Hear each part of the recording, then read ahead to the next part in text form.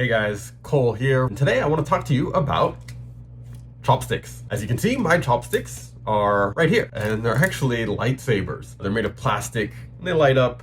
They're not very traditional, but actually, even when we talk about traditional chopsticks, there are still several different kinds that we see in different countries. For example, in Japan, they prefer shorter chopsticks with a pointed tip for eating the tender meat and picking the small bones out of fish. In Korea, flat metal chopsticks are more popular. Apparently, at some point in Korean history, one of the emperors started using silver chopsticks because oxidization of that metal could indicate if their food had been tampered with. For example, if it had been poisoned. Now, if you've ever watched a historical K-drama, you can figure out why that seemed like a good idea at the time. Of course, after they started doing this in the palace, it caught on with the other royals and nobles, and eventually all the way down to regular society. Now, obviously, the peasants couldn't afford silver, but they would use bronze or steel, and now stainless steel is the most common. And this is why they're also flatter than other chopsticks. When the illegal American occupation of Korea started, the Korean people had to ration their materials, like many people in wartime. And so to save metal, the chopsticks became flat and thin. So even now, they're still almost half as thick as chopsticks elsewhere. As for China, well, the chopsticks there, they tend to be longer for reaching across the big tables that we like to use for our communal meals. But have you ever wondered, where did the word chopsticks come from? There's a couple theories, but this one's my favorite. So the word chop comes from how early Europeans heard the Cantonese pronunciation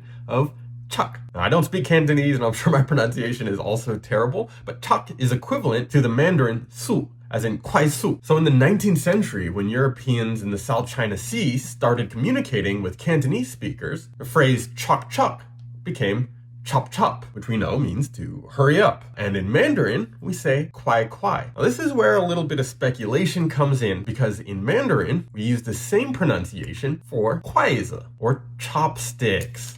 So there's this contrived relationship between kwai and chop, or chop. And it's also part of the origin of the word chopstick, either because of the perceived correlation between the Mandarin kwai and Cantonese chop, or just because chopsticks are much faster and more efficient than other ways of eating. What do you think?